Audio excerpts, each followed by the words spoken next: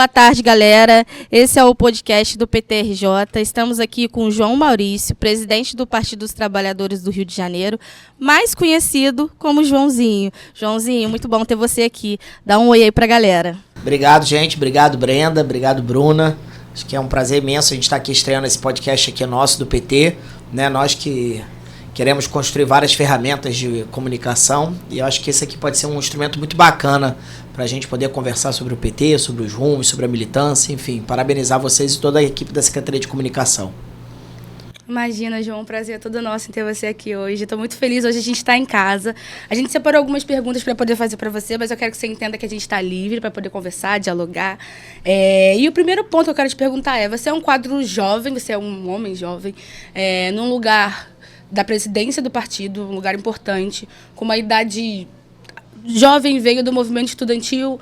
Eu queria entender como é que foi esse seu processo de movimento estudantil. Eu sou jovem, sou a membro mais jovem da executiva, sei como é difícil ser jovem na política. E eu queria ouvir um pouco de você, como é que foi esse projeto, esse trajeto de ser um quadro jovem na política.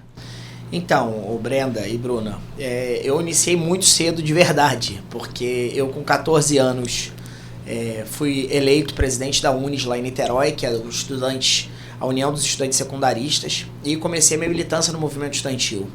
Com 17 anos eu já era da Executiva Nacional da União Brasileira dos Estudantes Secundaristas. E eu sempre acompanhava o movimento estudantil, mas sempre fui muito ligado ao PT, essa coisa da construção partidária e tudo. Então eu saí do movimento estudantil com 17 anos, e com 19 anos eu já assumia o meu primeiro cargo de direção lá em Niterói como secretário de organização do partido, sendo naquela época o membro mais novo daquela executiva. Então esse processo culminou muito nisso, assim, primeiro na confiança do meu grupo político, que lá em Niterói a gente organizava, eu, Verônica, Gabriel, Marcelo Rosa, enfim, e me confiaram, né, de estar ali chegando numa executiva municipal, e de lá até os dias de hoje eu fui membro de todos os níveis de direção do PT. Então eu fui do diretório municipal, eu fui da executiva municipal, fui do diretório estadual, fui da executiva estadual, fui membro do diretório nacional do PT, né, depois fui eleito aqui presidente do PT do Rio, hoje eu sou presidente do PT estadual mais jovem do Brasil, então numa federação importante do Brasil como é o Rio de Janeiro. E o que a gente pode falar é que os jovens podem assumir, como você hoje faz um belo trabalho, Brenda, aqui na Executiva Estadual, eu também cheguei acanhado, tímido, olhando para todo mundo, e ao mesmo tempo a gente tem essa vontade de transformar, de vencer, de querer fazer diferente. E eu me cobro muito isso como presidente do PT, né? Porque hoje eu não posso falar assim, mas porque um não faz ou o outro não faz. Eu tenho que fazer. Então nós temos que fazer isso, então essa trajetória foi um pouco nisso, numa vontade muito de querer virar dirigente partidário, de querer utilizar o PT como uma ferramenta de transformação da vida das pessoas. Se você tivesse que dar uma dica para alguém do movimento estudantil agora, que tem vontade de seguir uma carreira política, o que você diria para um jovem que está agora no movimento estudantil? A primeira coisa do movimento estudantil é o seguinte, todo mundo tem que entrar muito em sala de aula, construir muito Grêmio, construir muito DA, entendeu? Mobilizar muito a Assembleia Geral, eu fiz muita passeata na minha vida, então não tem coisa melhor do que a gente poder botar uma galera na rua, mobilizando, lutando, então eu acho que é muito isso que a gente tem que fazer, e a construção ela vem naturalmente, né? Porque o PT e os partidos políticos no geral precisam de jovens, precisam de mulheres, precisam de negros, de LGBTs, de pessoas com deficientes para poder construir a pluralidade da cidade. Então acho que é um convite que nós temos que fazer, que todos os jovens que estejam fazendo político venham pro PT, venham ser direção do PT, que com certeza amanhã vocês podem ser o presidente municipal, o estadual e quem sabe o nacional do PT, e vai ser um motivo de muito orgulho para nós. João, a gente sabe que o PT sofreu aí um período de perseguição política e midiática, né? Foi um período difícil. Eu queria saber como foi para você viver essa história e o que você acha que foi fundamental para o PT quebrar essa barreira e superar esse momento tão difícil que a gente viveu aí no país? Gente, primeiro assim, foi um momento muito difícil. Primeiro, por um golpe de Estado, derrubaram uma presidenta legitimamente eleita. E não tem nada mais satisfatório do que a gente olhar e ver com todo mundo que compactuou com esse golpe e simplesmente sumir na política. E o PT, que foi tão marginalizado, criminalizado, tá aí numa resistência, voltou a governar o Brasil. Então, assim, foi um período muito difícil, porque primeiro que eu acho que o que mais segurou o PT foi a vitalidade da sua militância, a capilaridade dos movimentos sociais, aquilo que o PT sabe por que ele foi criminalizado. Ele foi criminalizado porque ele botou os jovens nas universidades, ele botou os pobres para poder andar de avião. A gente sabe que a gente mexeu no status quo do país. E quando a gente fez isso, depois essa burguesia, essa classe política que quis se unir contra o PT, ela respondeu. E ela respondeu com isso, com um golpe de Estado, ela respondeu retirando todos os direitos dos trabalhadores.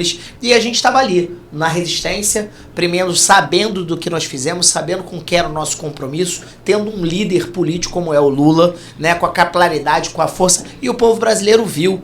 Porque o povo brasileiro sabe a mudança que o presidente Lula conseguiu implementar, que o PT conseguiu implementar, e por isso que nós estamos voltando a governar e voltando a dar esse sopro de esperança para o povo brasileiro, de que o Brasil vai se reerguer, que o Brasil vai voltar a gerar emprego, e eu tenho certeza que o que o PT tem de mais forte é a sua militância, a sua capilaridade, e por isso que a gente sobreviveu. Ô João, e nesse processo, né, desde o golpe da Dilma até a prisão do Lula, qual foi o momento mais difícil para você, que você se viu assim, de certa forma, não desesperançoso, mas muito triste ou com muita dificuldade de vislumbrar aí um momento melhor? Cara, eu acho que foi a prisão do Lula, né? A prisão do Lula mexeu com todos nós, assim, porque a gente sabe o quanto aquilo ali estava armado e a gente via as pessoas completamente enganadas por esse pacto da imprensa com a narrativa, e a gente vê nos dias de hoje como foi desconstruído essa mentira, né? A gente viu como teve um conluio do judiciário para botar o Lula preso. Mas assim, eu não posso dizer que aquele momento ali foi um momento muito triste da minha militância, foi um momento de muita preocupação, mas ao mesmo tempo a força do Lula, aquele discurso que ele fez, aquela resistência da militância também dizia o seguinte, que a gente não podia se acovardar. A gente tinha que ir para a linha de frente da resistência, porque nós íamos tirar o Lula de dentro da cadeia, nós tiramos, e é importante lembrar que o Lula não quis, não aceitou nenhuma liberdade condicional, não aceitou sair de tornezeleira, ele disse que só ia sair de lá quando a inocência dele fosse provada, e foi, porque a gente sabia que ele era um inocente. Então, esse foi o momento mais difícil, mas também foi o momento mais desafiador. Foi o momento que a gente teve que mostrar que, de fato, a gente era de um partido político que tinha capilaridade, que sabia o que acreditava, sabia o que era verdade, e por isso que também foi muito importante para a minha trajetória. É importante. Em 2022, a gente tem uma reaproximação das pessoas para o Partido dos Trabalhadores. A gente tem que passar disso tudo que você falou e a gente tem novas eleições. Como é que está sendo, diz para mim, esse novo momento dessas pessoas voltando, das pessoas olhando para o PT, com o olhar que o PT tem hoje em dia para o partido, da maneira que ele tem que ser olhado? O que você... Leandro, eu acho que primeiro, assim, eu acho que as pessoas sempre olharam para o PT. É porque teve um momento dessa conjuntura que a gente está dizendo aqui, de 2016 até 2020, que foi um momento muito duro. Até as pessoas que acreditavam no PT, tipo, elas não tinham coragem de sair de vermelho, de botar um boto, mas elas estavam num misto, e ao mesmo tempo a gente conseguiu construir essa narrativa, a gente conseguiu construir um ambiente para que todo mundo voltasse a frequentar as praças, as plenárias, as atividades, os atos, e o que a gente vê em 2002 é uma eclosão disso, né? A gente conseguiu reconstruir o PT aqui no estado do Rio de Janeiro, nós saímos de uma bancada da Alerj de 3 deputados estaduais para 7, sendo 5 mulheres, que é um feito histórico na história da Assembleia Legislativa do estado do Rio de Janeiro. Nós saímos da eleição de 2 deputados federais, que era o Quacá e a Benedita, para 5 deputados federais. A gente reposiciona o PT. E isso não é um trabalho só nosso, é um trabalho da militância, é um trabalho geral. E o que a gente tem que fazer é acolher, né? Acolher quem estava todo mundo na rua fazendo campanha pro Lula, comitê, apoiar e acolher o pessoal dos comitês populares de luta, que tiveram um papel determinante na eleição do presidente Lula. E nós temos que abrir as portas do PT. Nós temos que abrir as portas desse partido. Todo mundo que está com a bandeira na rua, todo mundo que está militando tem o direito de dirigir para esse partido, para onde quer que seja. Então acho que esse é o nosso grande desafio que a gente tem que fazer, porque é acolher e permitir que cada vez mais essas pessoas venham dirigir os processos políticos daqui para frente. De fato, teve um período que todo mundo ficou com muito medo, né? Eu lembro que vindo de Nova Iguaçu, eu com a camisa vermelha no trem, eu falando, gente, vai acontecer alguma coisa comigo. Você chegou, Brenda, a sentir medo? Total, medo de botar vermelho, medo de falar, entrar num Uber e conversar com o Uber e falar, eu posso falar que eu sou petista? Acho que não sei. Eu lembro que eu botava uma camisa vermelha com a cara do Lula, as pessoas olhavam e falavam assim, caraca, hoje você... Até um adesivo, né? Era difícil. Então, mas assim, voltamos, né? Estamos aí. É isso aí. E assim, o que eu acho que é mais importante de reflexão também é a gente fazer um comparativo. O que o Bolsonaro fez para o estado do Rio de Janeiro nos 4 anos? O que é o ambiente da política? O ambiente da política é o ambiente do debate político de projeto. Nós temos que comparar o que foi feito em 4 anos de Bolsonaro com o que foi feito em 4 anos de Lula. Eu não conheço, eu ando esse estado de ponto a ponto. Eu não conheço uma grande obra federal, eu não conheço um instituto federal, eu não conheço uma ampliação de universidade pública. Não tem. Eu não conheço um hospital federal que eles fizeram. Então, assim, é um absurdo. Então, o que nós temos que recuperar na política, e acho que esse é um grande desafio também, é o ambiente do debate. Nós temos que fazer, não é xingamento, é respeitar quem pensa diferente de nós, isso é fundamental, mas ao mesmo tempo nós temos que comparar projetos, nós temos que comparar feitos, até porque os governantes são eleitos para poder governar, para poder transformar. Nós estamos aqui transformando, e eles fizeram o quê? Exatamente. Esses bons ventos que o PT vive aqui no Brasil, eles também parecem estar soprando na América Latina, né? A gente tem na Colômbia, a gente também tem no Chile aí um crescimento, uma volta, um retorno da esquerda.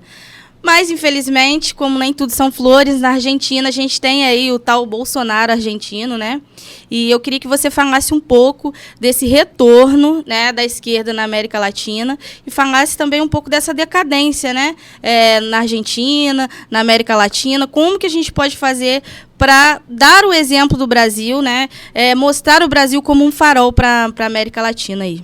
Gente, os últimos 4 anos foram muito duros, né? Porque o Brasil foi governado pelo Bolsonaro, era o Sebastião de Pineira lá no Chile, Isso. Era o cara aqui na Argentina. Isso. Era um período difícil. Então, assim, de fato, a América Latina virou um farol neoliberal.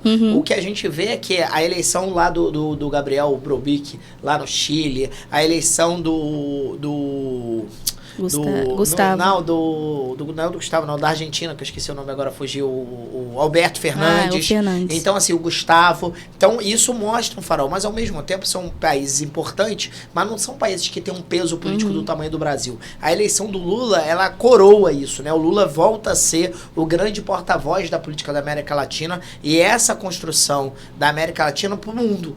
Então, essa integração latino-americana ela é fundamental para a gente poder reconstruir esse cenário, esse ambiente mais favorável. Então, é isso que a gente tem feito. Acho que o Lula reconstrói isso agora com as suas viagens internacionais, reposicionando o Brasil. E quando ele reposiciona o Brasil, ele chama o farol para a América Latina. O que para a América Latina é importante? O Lula sediou há mais ou menos 2 semanas ou 3 semanas atrás uma reunião aqui com todos os presidentes da América Latina, justamente discutindo isso. O que é importante para nós? Como é que nós vamos lutar contra quem tem hoje o status quo do poder no mundo para dizer que aqui tem que ser respeitado? Então é fundamental esse processo. Eu acho que o Lula está construindo essa agenda muito correta e eu acho que isso vai surtir efeito para o Brasil e para a América Latina como um todo. Sim, a eleição do Lula significa um Brasil feliz de novo. Eu acho que não é uma sensação só minha, eu falo isso particularmente, foi um alívio no meu coração de tensão, de emoção. E eu queria ouvir de você, o que você me diz sobre... Como é que você avalia esses primeiros meses do governo Lula? Cara, eu avalio de maneira muito positiva, porque a gente pegou tudo destruído. Então, quando o pessoal fala assim, mas pô, tá reconstruindo minha casa e minha vida. Sabe o que é eu reconstruir minha casa e minha vida? É saber que várias pessoas que hoje não têm onde morar, daqui a 1 ou 2 anos vai ter o seu apartamento próprio. Isso mesmo. Quando a gente fala que estamos reconstruindo a política social, que o Bolsa Família está o Bolsa Família turbinado, são pessoas que estão passando fome embaixo dos viadutos desse estado, desse país, vão poder voltar a comer. A perspectiva dessa. Quando você fala na reconstrução do Minha Casa Minha Vida, você está falando em geração de emprego. Sabe quantos pedreiros, quantos serventes, quantos carpinteiros, quantos arquitetos, quantos engenheiros vão ser contratados nesse país? Então você volta a girar. O que a gente fala de projeto de país é esse. Então, assim, eu estou muito animado porque é a farmácia popular.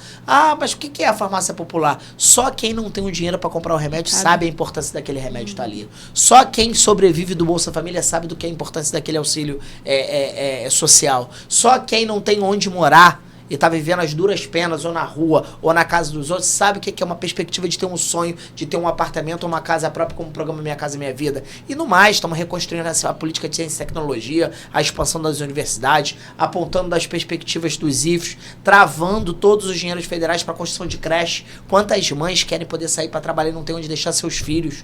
Então, nós estamos falando da vida do povo. A gente vê o preço da gasolina diminuindo, o preço dos alimentos do mercado diminuindo.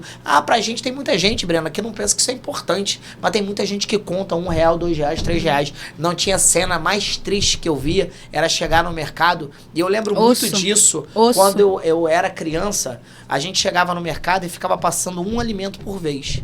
Depois a gente passou de ver isso. A gente chegava com o nosso carrinho cheio e passava todas as compras. Eu não via ninguém mais fazendo isso. Nós voltamos a ver essa cena do Brasil. A gente voltou a ver osso. Osso sendo vendido. Voltamos a ver gente pedindo, passa pra mim esse pacote de arroz. Coisas que a gente não via mais no Brasil.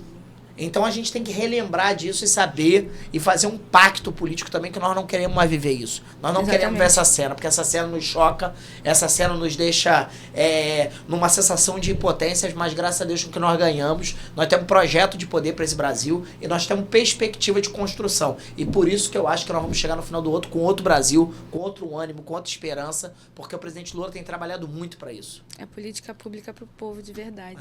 É verdade. A gente viu aí a retomada do Minha Casa Minha Vida, que o Bolsonaro tinha extinguido a faixa 3, né? Quer dizer, a faixa que mais precisava de moradia popular, simplesmente parou de receber esse benefício. Vimos o retorno, né? O anúncio do retorno do Mais Médicos e o Bolsa Família turbinado. A minha pergunta é, presidente João, quais são as novidades que o governo federal ainda pode apresentar, né? E se dentro dessa política de retomada existe algum programa social que você vê aí voltando aí a melhorar a vida dos brasileiros? Eu acho que a primeira, assim, a grande sensação, para além de todos esses que a gente sentou, é o desenrola que é do Ministério da Fazenda, que vai poder voltar vários brasileiros a ter crédito, né? Porque às vezes estão com o nome sujo por causa de R$500, R$300, R$1.000 e está construindo um grande feirão para poder tirar o seu nome sujo do Serasa para poder voltar a ter crédito. Então acho que isso é uma iniciativa muito importante. Eu acho que vai ter uma série de outras políticas, tanto na área do esporte quanto na área da cultura, que são projetos descentralizados para poder envolver, porque a gente também tem que lembrar que a gente teve 2 anos e pouco de pandemia, que isso afetou diretamente todo o Brasil, sim, mas uma cadeia específica foi muito afetada disso. Então a gente vai ter editais para esporte, para cultura, nós vamos ter política de ciência e tecnologia, nós vamos ter política de meio ambiente, então nós vamos ter uma série de políticas que vão estar pulsando, que já estão sendo construídas para poder, nesse segundo semestre, ter vários anúncios nesse sentido, que eu tenho certeza que vai mexer não só com as questões de programas sociais, mas que vai mexer muito com a economia do Brasil. O Brasil voltou mesmo, a gente precisa lembrar que a gente tem só 6 meses de governo Lula e já fez muita diferença aí na vida do povo. Eu tenho uma pergunta aqui muito específica para você, que a gente teve um aumento específico da bancada, né? Tanto de deputados federais quanto estaduais. E eu queria saber de você o que você avalia mais importante nesse processo de expansão que a gente viu acontecer dentro do nosso partido. Primeiro, eu acho que a gente andou o Estado, incentivamos todo mundo a ser candidato e candidata. Tinha uma certa... As pessoas estavam com meio certo preconceito com a política, sabe? E a gente tem que entender que a política, todo mundo faz política todos os dias. O síndico faz, o porteiro faz, o segurança faz. Todo mundo. A política é a nossa vivência, né? A gente sai e reclama do ônibus, é política. A gente sai e reclama do preço da gasolina, é política. A gente sai para lutar e para reivindicar um direito, é política. Então a gente faz política. O que a gente tem que convidar é todo mundo que acredita, que quer o bem do povo, que venha participar da política, que venha participar do PT. E acho que esse foi um pouco de um processo importante, né, que a gente conseguiu construir para poder ter uma representatividade. E não é só comemorar ter cadeiras, é comemorar a qualidade da nossa bancada, né? Nós temos professora, sim, nós temos negra e lésbica, nós temos mãe, sim, nós temos evangélico, nós temos jovem, nós temos mulher do norte, militante do mulher MST, norte, nós temos militante do MST. Então, assim, nós temos toda uma pluralidade de parlamentares que estão, né, ali, evangélico, igual eu disse. Então, assim, eu acho que né, a Élica, o Renato, a Verônica, a Zeidan, a Marina, a Carla, o Andrezinho, cada um tem esse perfil que cada um vai complementando um ao outro, entendeu? Acho que a bancada federal é a mesma coisa, né? Porque tem o Lidberg, tem a Benedita, tem o Quaquá, tem o Dimas, tem o Raimon, que também expressa cada um as suas características. Então, assim, ter uma bancada combativa. E o que a gente quer? É a reflexão da valorização do voto. Ah, você não votou em alguém do PT, mas você está acompanhando quem você votou? Nós estamos vivendo um momento tão difícil aqui no estado do Rio de Janeiro, por exemplo, com a questão dos professores. Cada pessoa está vendo em quem ela votou, qual é a posição dela em relação a isso. A gente tem que acompanhar o voto para poder dizer assim, aquela pessoa está me representando de fato? Porque senão parece que o voto é só um momento de ali ir na urna ou aqueles 2 meses da campanha. Não é. O exercício do voto é a gente acompanhar os 4 anos e o posicionamento de cada um. Se aquilo que a pessoa está votando é aquilo que a gente acredita ou é aquilo que a gente quer de uma sociedade. Vamos falar um pouco de Rio de Janeiro? Vamos. Como que o PT pretende atuar agora nessa conjuntura frente ao Cláudio Castro, né? E as posturas e retrocessos que ele tem tomado em relação à educação, saúde, né? As pautas aí tão importantes para a vida do povo. Não, nós estamos debatendo, nós somos oposição, governador Cláudio Castro, agora obviamente é uma oposição responsável, uma oposição de diálogo, né, porque nós temos que ter compromisso com o Estado, não adianta, sou oposição por oposição, não, oposição propondo o quê? Isso. Quais são as reais condições? Obviamente tem coisas que nós não vamos aceitar, por exemplo, não pagar o piso da enfermagem nós não vamos aceitar, não pagar o piso dos professores nós não vamos aceitar, e nós temos que construir prioridades, o que a gente quer é que esse governo do Estado que esteja aí inverta suas prioridades e bote os servidores como uma pauta prioritária, que bote a política de saúde como uma pauta prioritária, que bote a pauta da educação como uma pauta prioritária, a pauta da mobilidade urbana. Gente, é bonito essa obra da Avenida Brasil, tá do jeito que tá. Tantos anos. Não, o trem tá totalmente abandonado. O trem da Supervia de quem sai lá de Japeri para Cambi, Nova Iguaçu, que vem todo dia para cá naquela situação do jeito que tá. Então o que a gente quer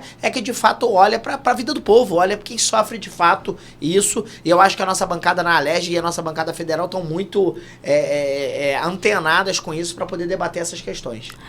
João, só mais um adendo sobre essa pauta, né, do Rio de Janeiro especificamente. A gente viu que os professores entraram em greve agora, né, os professores do Estado.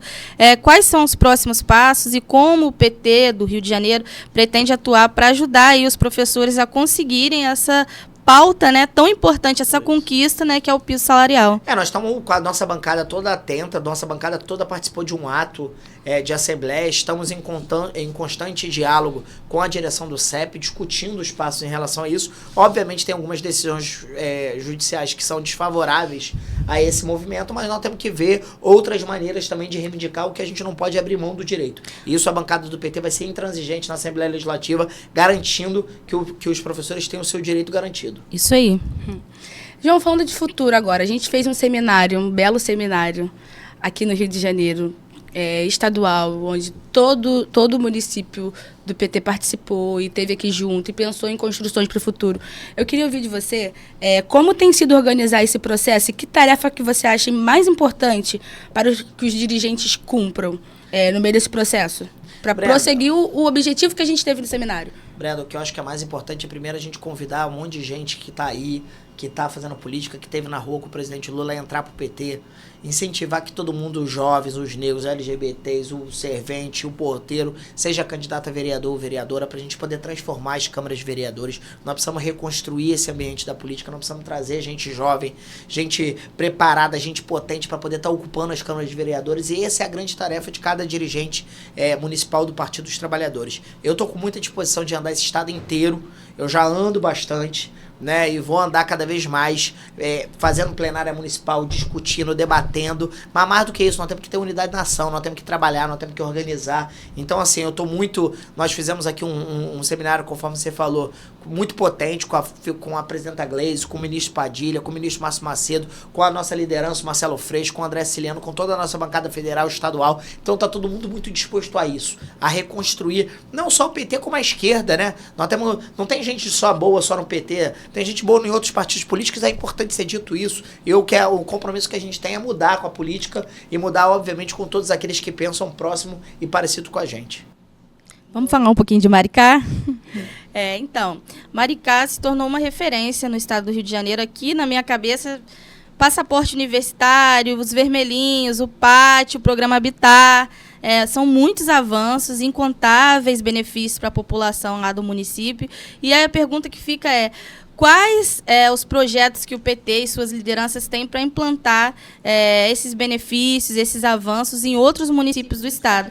Que a gente sabe que é muito importante que isso avance aí por todo o estado do Rio de Janeiro. Então, Maricá, eu acho, Bruno, que é o grande laboratório hoje daquele tal modo petista de governar. Isso. A cidade modelo. Então, é a cidade modelo, assim, não só porque é Maricá, mas acho que esse processo que começou lá atrás com o Quaquá e com o Fabiano foi aprofundado. Eu acho que essa sintonia de projeto, né, lá atrás, às vezes a pessoa fala assim, mas tem ônibus de graça, tem moeda social, porque a cidade, ela tem muito royalties. Não é verdade. Quando o Quaquá começou lá atrás com a moeda social, começou com um orçamento normal de qualquer cidade da região metropolitana. Tem cidade que tem também não faz, então, né? Assim, e outra coisa, e qual é o debate sobre os royalties? Porque hoje Maricá tem muitos royalties, mas consegue construir o passaporte universitário, consegue construir saúde de qualidade, consegue construir moeda social, e várias outras cidades que tiveram a mudança do royalties não fizeram nada disso e hoje estão falidas. Exatamente. Então a gente consegue construir um projeto de responsabilidade. Maricá é uma das poucas cidades no Brasil que tem um fundo soberano. Então o dinheiro que está do royalties não está sendo gasto no ralo. Muito dinheiro que está entrando está sendo guardado para quando essa renda, que é uma renda finita, acabar, ainda sustentar as políticas sociais durante um período grande. Então, eu acho que isso hoje é mais importante, a responsabilidade fiscal, o olhar social, a construção desses projetos, e eu tenho certeza que Maricá já é um espelho. Eu vejo várias cidades construindo moeda social, aonde a gente passa vendo isso. Eu vou com o Fabiano, vou com o Quaquá, com o Renato, com a Zeidan, a gente vai andando, a gente vê como Maricá virou uma referência de políticas públicas por todo o estado do Rio de Janeiro. E não só de políticas públicas, mas também de gestão sustentável e responsável, né, como você mesmo frisou. Você, como presidente do partido, Joãozinho, nessa sua gestão agora, o que você pensa que você gostaria de deixar como legado para a próxima gestão, para o próximo presidente estadual do partido aqui no Rio? Como legado é o seguinte: primeiro é a unidade política do PT. O PT é um partido complexo, o PT é um partido que todo mundo pensa de muito diferente, gosta muito de disputar. Que bom por isso, né? É uma maravilha. Se não tivesse diferença, a gente não... Não tem coisa mais importante do que o ato da divergência. Mas é você debater, divergir, mas você também construir unidade na ação. É você, de fato, mudar a vida do povo. Os nossos inimigos não estão entre nós, os nossos inimigos não são os nossos aliados que estão de partidos diferentes dos nossos. Os nossos partidos estão aqui com quem pensa diferente, com quem não quer transformar a vida do povo, aqueles que massacram o povo. Esses, sim, são os nossos verdadeiros inimigos. E eu acho que o grande desafio, eu faço, assim, de querer passar, é a gente poder construir um partido forte, atuante, jovem, arejado, entendeu? Que a gente possa mudar um pouco esse status quo da política, botar mais mulheres, mais negros, mais LGBTs na ponta, né? Que venham outros jovens também assumir a condução do PT. Então, eu acho que, assim, esse é o grande legado que eu quero deixar, o legado do diálogo. Acho que a reconstrução do diálogo na política é fundamental, e a gente tem que discutir também com quem pensa diferente com a gente, sentar, debater, não é se agredir, não é xingar. A política não é um ambiente para isso. A política é um ambiente para a gente poder se enriquecer no debate. Eu acho que é isso que a gente tem que deixar como legado. João, a gente está terminando já. Primeiro, queria agradecer a sua disponibilidade, dizer que fiquei muito feliz, né, de te ver e também de receber aí essa aula que você deu para a gente de política e de conhecimento sobre o partido, não, Brenda? Fala aí. Com certeza, eu agradeço muito, é um prazer te entrevistar, estar ao seu lado na executiva, estar na construção do partido, e muitos anos de luta, muitos dias, muitas horas, espero que a gente possa se esbarrar mais. Esse aqui é um papo, um dos primeiros, acho que a gente pode ter outros e outros e outros e outros, e estamos aqui para o que precisar. Né, para a gente fechar, João, eu queria que você fizesse, né, na verdade, respondesse uma pergunta aí para os brasileiros e também para os cariocas, para os moradores do estado do Rio de Janeiro. Por que esse povo deve continuar acreditando no Partido dos Trabalhadores e das Trabalhadoras? Olha, primeiro dizer da satisfação de estar aqui com vocês. Eu acho que isso aqui é um espaço super importante para a gente poder... as pessoas conhecerem mais a gente, a nossa história, né? Saber um pouco dos desafios que estão colocados. Eu acho que as pessoas podem confiar no PT pela sua história. Né? De tudo isso que a gente falou aqui. Ó. O nosso compromisso é mudar a vida das pessoas. E isso é complexo. Não é simples. Às vezes a gente fala isso, parece meio utópico. Mas a gente muda. Quando a gente fala aqui dos programas sociais de Maricá, a gente muda, porque lá em Maricá a gente não vê as pessoas catando lixo para poder se alimentar, porque lá tem uma moeda social, lá tem programa de transferência de renda. A gente muda quando a gente apresenta um programa como lá em Maricá tem um passaporte universitário, que nós estamos pagando 6 mil bolsas universitárias para as pessoas, estão mudando a pirâmide social daquela família, estão mudando a perspectiva econômica, social, de ciclo de vida daquelas pessoas, porque elas estão renegadas a mal conseguir concluir o seu ensino fundamental. E quem ensinou isso pra gente? É a história do PT. Então, assim, é disso que as pessoas têm que continuar acreditando, e por isso que o PT tá aí, as pessoas vão sentir de novo a mudança, como a gente já falou aqui, da diminuição do preço da gasolina, dos alimentos, e vai vir muita coisa, gente. Vai ser muita coisa boa, nós vamos ter um ano muito bom pro Brasil, e eu acho que ano que vem vai ser melhor ainda, no outro ano vai ser melhor ainda, e as pessoas vão sentir, e nós vamos voltar a protagonizar a política no estado do Rio de Janeiro. Agradecer muito vocês duas, porque são pessoas que eu conheço, que eu admiro, né? Agradecer a toda a equipe da Secretaria de Comunicação do PT, que está aí dando essa reformulada para a gente poder cada vez mais se comunicar com a população fluminense do estado do Rio de Janeiro. Valeu, João. Obrigada. O Brasil feliz de novo. Feliz de novo. Obrigada. João, beijo.